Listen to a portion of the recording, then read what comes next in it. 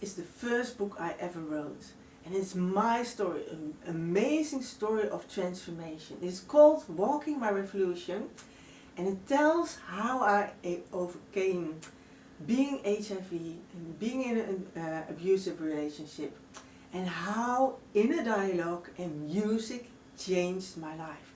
They helped me to face my problems and finally to acknowledge that I had serious issues. That it's not okay to always keep quiet, to just stay in the background and see others live their life, but that it was up to me to start living my own life. Not just being a spectator, but being part of it. And by seeing all those kind of insights, one after the other and one after the other, my life changed so tremendously that I became a totally different person. And that for the first time in my life, I felt like I become a new and better version of me.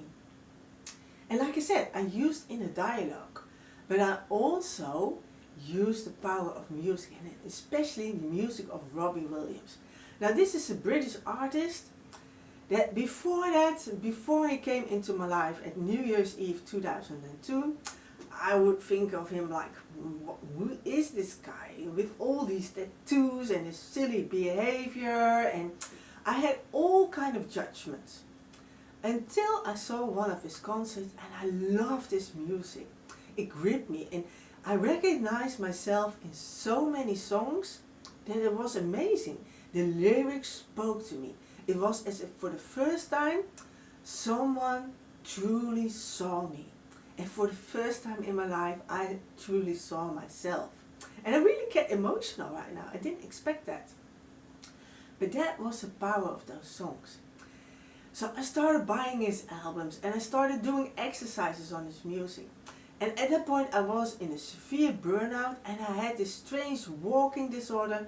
I had spasms, I had my muscles turned weak, and I sometimes had periods I could hardly walk, or it was really strange. And at that point in my life I didn't have a diagnosis for that yet. Many years later it was diagnosed as a neurofunctional disorder. But in that time I didn't know what the future would hold for me and my young daughter. Here I was, being HIV positive ever since a period that was still a deadly disease. While the medication worked better and better, I allowed myself to have a child with my husband. And he was diagnosed with AIDS, and he wasn't able to deal with it. And because of it, he started to get abusive. The tension came out and became worse and worse till one day he finally snapped, and it was time for me and my daughter to leave the house. So the morning I started out being at work, being ill, but still, being at work, living in one part of the country, being married, and by nightfall my family came to collect me and my daughter, and we only had a bag with our medication, some diapers, her special milk, and that was it. And at the end of the evening I lived suddenly at the other side of the country, had no home, no work anymore, and I had to rebuild my life. And that story is told here with lots of sense of humor, lots of openness. I really take you with me in my journey of self-discovery. Who am I? How did I become the person I am today? How did I end up in this situation? Why am I feeling ashamed? Is it true to be feeling ashamed? Or should I be different? Could it be otherwise? And now I'm shaking and trembling, and I don't get well out of my words because it's been a long time since I spoke English. But this was written in a period that my life was mainly in English. I read in English, I did everything in English. My inner dialogue went in English. But it were such powerful tools to help me overcome the obstacles in my life. And by reading this book, you will start looking at your own life. You will start looking and questioning So how did I deal with these kind of things, situations? How do I look upon myself? What can I take ownership of? And what means can I use to support myself to become a better version, to start living a better life? And all these things that I learned in this period was so amazing. And the influence of Robbie Williams on me and my life was so amazing. I started doing exercises, and because of that, I was able to do so much more, and my life became better and better again. And for me and my eldest daughter, that period in my life was like a sort of a haven, a safe haven, really a time of grace.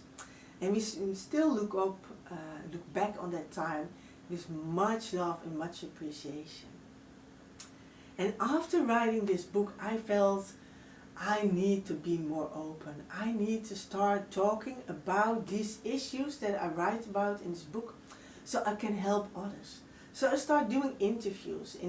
I've been published in major magazines and journals in the Netherlands about being HIV positive as a woman in a time where it was mainly a male disease, or regarded as a male disease. I started talking about being abused and how to overcome it. And then I got my neurofunctional disorder became worse again, so I had to step back. But when I got better and I left my second partner, it came back to me, and I started my own company, Walking My Revolution, just like this book. And I started helping people living their best life with easy means that you can use no matter what is in your life.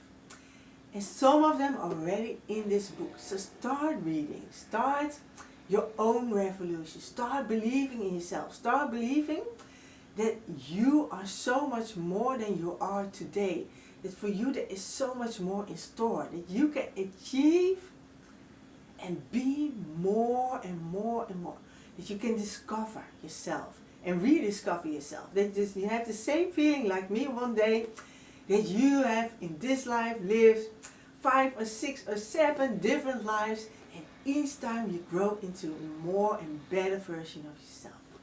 It starts with the beginning. And for me, this beginning, as an author, as a person, as a mother, as a coach, as a healer, started with this book, Walking My Revolution. It's available through Amazon, my Booksby account, and obviously through my own website. So start buying, start reading, and start walking your own revolution.